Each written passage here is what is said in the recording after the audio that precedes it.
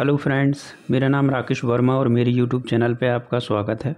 दोस्तों, आज के वीडियो में जानेंगे बच्चों की वृद्धि एवं विकास से संबंधित महत्वपूर्ण प्रश्न उत्तर, जो आपकी मध्य प्रदेश महिला पर्यवेक्षक परीक्षा और अन्य परीक्षाओं के लिए महत्वपूर्ण प्रश्न उत्तर रहेंगे। तो चलिए शुरू करते हैं। तो पहला प्रश्न है, शैशव काल की क्या समस्याएँ होती हैं?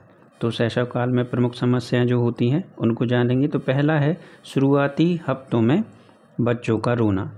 तो इस समय के दौरान एक शिशु का अपनी ज़रूरतों के लिए माँ का ध्यान आकर्षित करने के लिए रोना ही एक तरीका होता है। वह भूखा या प्यासा हो सकता है, उसे ठंड या गर्मी लग रही हो सकती है, वह गीला या गंदा महसूस कर रहा हो सकता है, या फिर वह अकेले बोर या परेशान हो सकता है। ऐसे में बच्चे के रोने का कारण समझने का प्रयास करना चाहिए और उस पर पूरा ध्यान देना चाहिए। अगला है अंगूठा चूसना। तो सभी शिशु अपना अंगूठा चूसने का प्रयास करते हैं। यह इच्छा इनमें जन्म से ही होती है। बच्चे को अंगूठा चूसने से रोकने का सबसे अच्छा तरीका यही है कि जब भी वह ऐसा करे तो उसका ध्यान ज़्यादा रोचक चीज़ों की तरफ आकर्षित करना चाहिए। शरीर पर चकत्ते पड़ना। तो नवजात बच्चों के चेहरे पर हल्के चकत्ते पड़ना एक आम समस्या है। ये चकत्ते समय के साथ साफ हो जाते हैं और इनके इलाज की ज़रूरत नहीं होती। बच्चे के कच्छे या डायपर पर पड़ने वाले चकत्ते पेशाब में अमोनिया की उपस्थिति से पड़ते हैं। इससे बचाव के लिए बच्चे लंगोट या पोतड़े को या तो उबाल लेना चाहिए या फिर डायपर एंटीसेप्टिक से या उसमें से धोना चाहिए। दांतों का आना। तो बच्चों में 7 महीने की अवधि में दांतों का आना शुरू हो जाता है और इस दौरान बच्चा चिड़चिड़ा हो सकता है और उसे डायरिया, उल्टी, अपच जैसी आम समस्याएं भी हो सकती हैं। अपच, हिचकी, उल्टी, थूक आना, पेट में दर्द, हल्का डायरिया, अपच या बदहजमी के सामान्य लक्षण हैं। यदि स्थिति गंभीर हो तो डॉक्टर से सलाह लेनी चाहिए। अगला प्रश्न है, एक शिशु की खुराक क्या होनी चाहिए? तो बच्चे को भोजन और पानी की ज़रूरत होती है। दूध उसे ये दोनों ही चीज़ें मुहैया कराता है। इसके अलावा माँ का दूध बच्चे को ऐसे प्रतिरक्षी या एंटीबॉडी देता है जो बीमारियों से उसकी रक्षा करते हैं। अगला प्रश्न है, कुछ बच्चे हकलाते क्यों हैं? तो बच्चों में हकलाहट व्याकुलता, घबराहट और तनाव की वजह से होती है और इससे वे देर से बोल पाते हैं। 1 से 3 साल के बच्चों में आम समस्या होती है और 3 साल के बाद ज़्यादातर बच्चों में यह समस्या अपने आप ही समाप्त हो जाती है। अगला प्रश्न है, बच्चों की देखभाल या बेबी केयर के प्रमुख सिद्धांत क्या हैं? तो बच्चे की देखभाल को ज़्यादातर रूटीन तरीके से किया जाता है। सबसे अच्छा तरीका सुव्यवस्थित तरीके से देखभाल करने का होता है। इसके लिए बच्चे के कमरे, उसके नहाने, कपड़े बदलने और उसके आहार की सही व्यवस्था करनी चाहिए। इसके अलावा बच्चे की एक तय दिनचर्या होनी चाहिए। प्यार और दुलार दिनचर्या से भी ज़्यादा महत्वपूर्ण है। अगला प्रश्न है, एक शिशु के कमरे में किस प्रकार की व्यवस्थित किया जाना चाहिए? तो बच्चे का कमरा या स्थान तापमान 21 से 24 डिग्री सेल्सियस होना चाहिए। माता पिता बच्चे के पास होने चाहिए। कमरा हवादार होना चाहिए। बच्चे का पालना एक मजबूत होना चाहिए, उसे आसानी से हिलाया जा सके। हल्के कंबल का प्रयोग करना चाहिए तकिए का प्रयोग नहीं करना चाहिए क्योंकि यह नाजुक बच्चे का दम घोंट सकता है।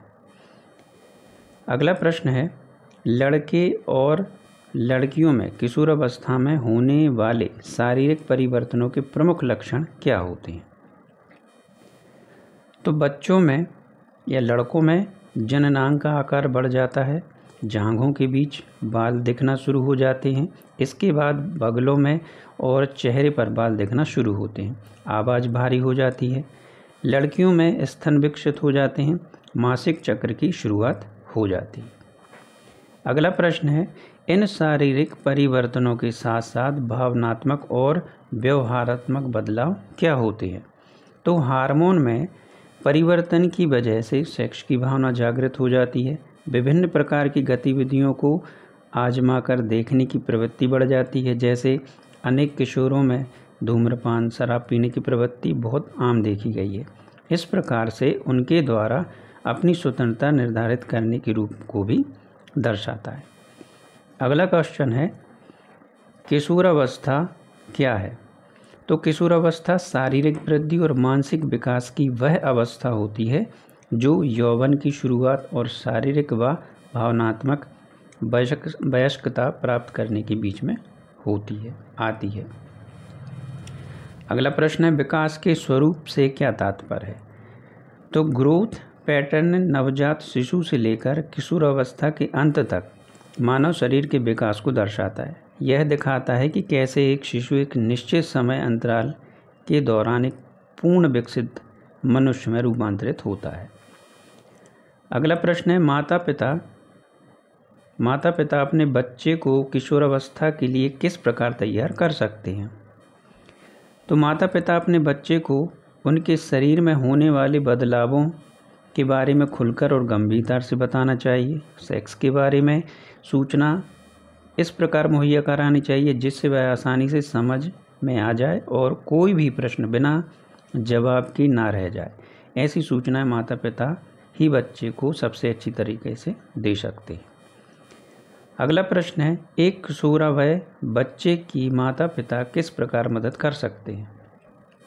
तो माता पिता और अन्य लोगों के लिए बच्चों की मदद का सबसे अच्छा तरीका यह है कि वे इस अवस्था के साथ आने वाले शारीरिक और मानसिक बदलाव के बारे में बच्चों से इस प्रकार चर्चा करें कि उन्हें सलाह भी मिले और उनकी मदद भी हो और उनमें समझ भी विकसित हो।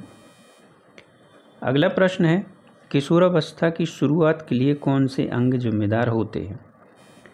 पीयूष ग्रंथि, अंडाशय और अंडकोश ज़्यादा मात्रा में हार्मोन का स्राव शुरू करते हैं जिससे किशोरावस्था में शरीर में बदलाव दिखाई देते हैं।